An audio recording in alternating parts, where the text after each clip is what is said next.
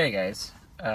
So yesterday we talked about extroverted sensing as one of the 8 cognitive functions, and it's the first that I'm doing as part of the perception functions, the functions in which we use to gather information. The function I'm going to talk about today is the other side of extroverted sensing, which is known as introverted intuition. Introverted intuition, or capital N, lowercase I, or NI, is basically what people utilize in conjunction with extroverted sensing because they're on an axis. So you have extroverted sensing and you have introverted intuition, and one feeds into the other. I want to do what you are doing. Introverted intuition, extroverted sensing. Or I see what you're doing and I like what you're doing, so I want to do that. That's basically how those functions work and kind of how it comes out in people's speech. So introverted intuition is very interesting because it is an intuitive function, just like extroverted intuition is, but it's an introverted variant.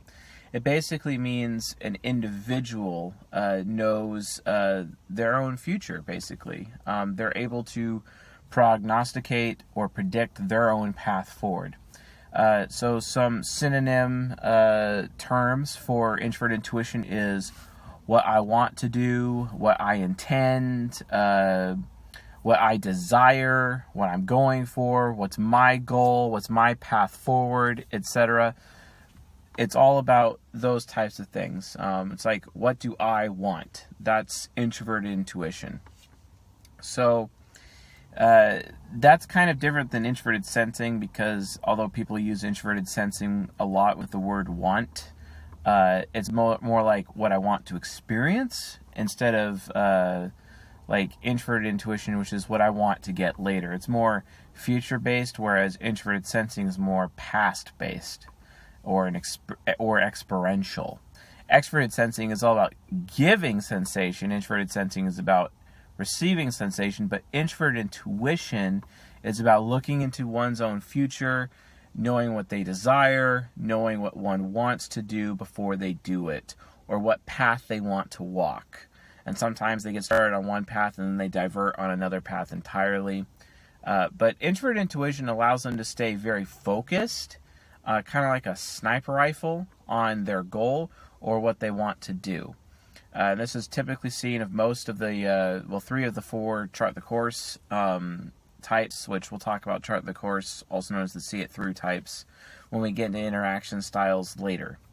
But for right now, it's all about those individuals that are trying to see things through because they have that path, they're moving forward, and they're just moving forward with it, and that's introverted intuition. It's like another good way to say it, introverted intuition child, which is the inner child function of the ISFP and the ISTP.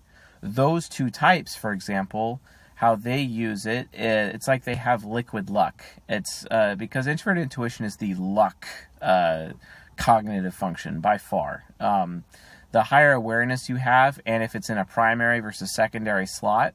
So, for example, hero and child are primary slots. Parent and inferior are secondary slots.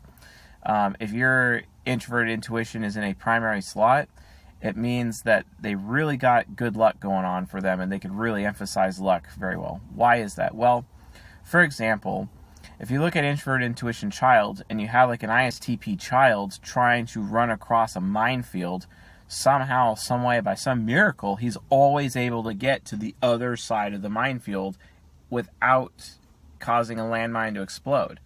It's because introverted intuition child is so innocent, it's very divine, it can literally get through any obstacle. And that's how introverted intuition child works. Introverted intuition hero is also very similar in that manner. For example, INFJs, because they have introverted sensing demon, their bodies, same with INTJs, but mostly INFJs, their body breaks down faster, they're more likely to catch disease than other people, especially rare diseases, but because they have introverted intuition hero, they're more likely to bounce back from those diseases, and because of that, they can end up getting some insane, like for example, someone has some insane meningitis and then all of a sudden they get back to it, or they have like a blood clot which is the size of your fist, and it comes out of there. They do like open heart surgery to pull them out, and somehow that INFJ patient was able to survive. I know, because that's like my uncle, for example. So, yeah, introverted intuition, very future focused. Some people use it for just, okay, I want to do what I see you doing, or things like that.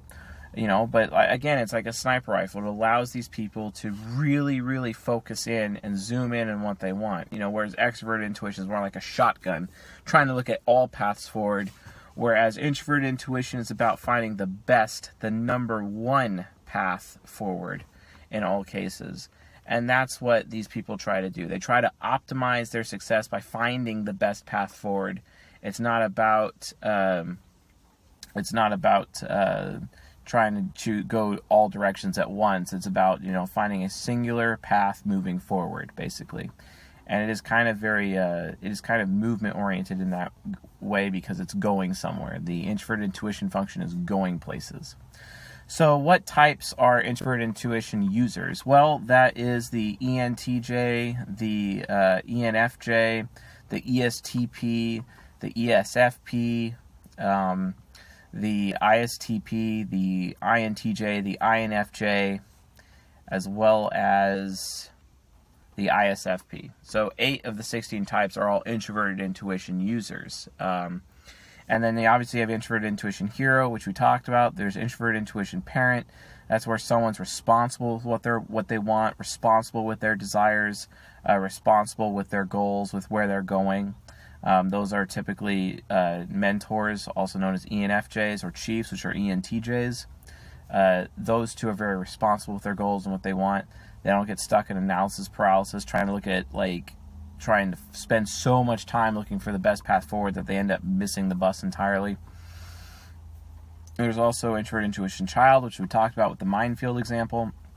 And there's introverted intuition inferior, which is the fourth function. It's where people are insecure about what they want. So that's ESTPs and ESFPs.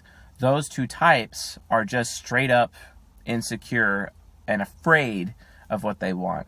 They do want things, but they're not going to take action on those things because they're afraid of what they want. They spend so much time gathering information and looking at what other people are doing that they end up deciding not to make a decision at all. That's why ESTPs and ESFPs are notorious for failure to launch syndrome. Like, for example, that person in the mother's basement too long typically actually is an ESP type, because they're so insecure about making decisions because they're afraid of wanting the wrong thing. And it's really frustrating. So the only way to get them comfortable with what they want is to really pair them up with any child, which is like ESTJ or ESFJ types, because they're like, oh, hey, they're all about what everyone else wants, and they're all about what their ESTP or ESFP lover wants, so they continue to show them options. Like, here's all the paths forward I see for you. Go ahead and choose the best one, or I think this path is the best one for you because of X, Y, and Z. And it really reinforces those ESPs to be able to make those decisions because they're afraid of what they want. And we'll talk more about type compatibilities and which types are actually more compatible than others. Like, I see some crazy things like ENTP and ISFJ are the most compatible according to Socionics. That is just flat out wrong. In fact, it's polar opposite. I wouldn't recommend that.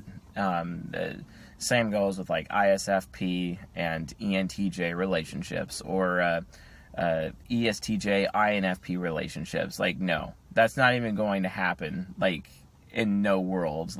People think their duality or dualist type pairings are great, but anyway, that's not really relevant.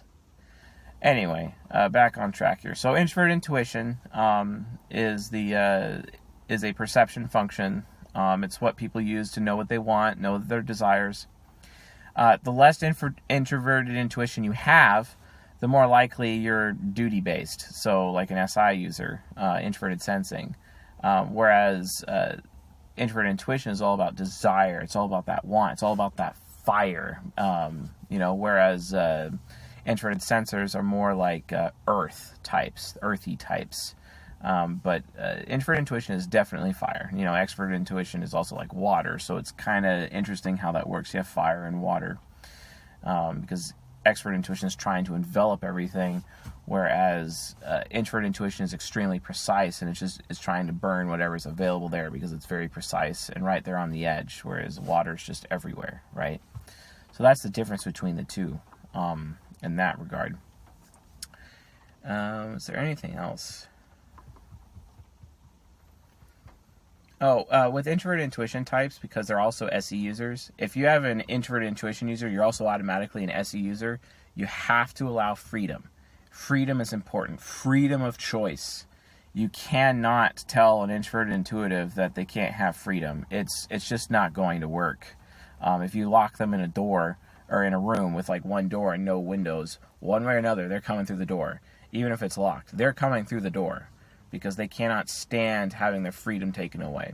This is especially bad when their SE is super high, like in all of the SPs where it's hero and parent. Although SE child and SE inferior, with NJ types, you know, it'll take them a little bit longer to come through the door, but not too long.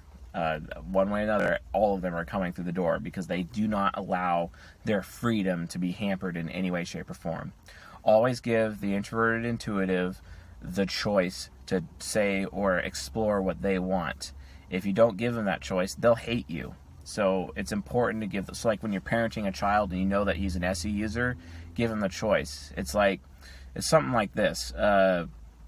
You know, do you want to go to bed now, or do you want to go to bed in 5 minutes, right? You're giving the child the choice. Either choice lands them in bed, but you've given them a choice, and they appreciate that. Whereas an SI user child, you just tell them, okay, you're going to bed now, and then they'll accept it, right?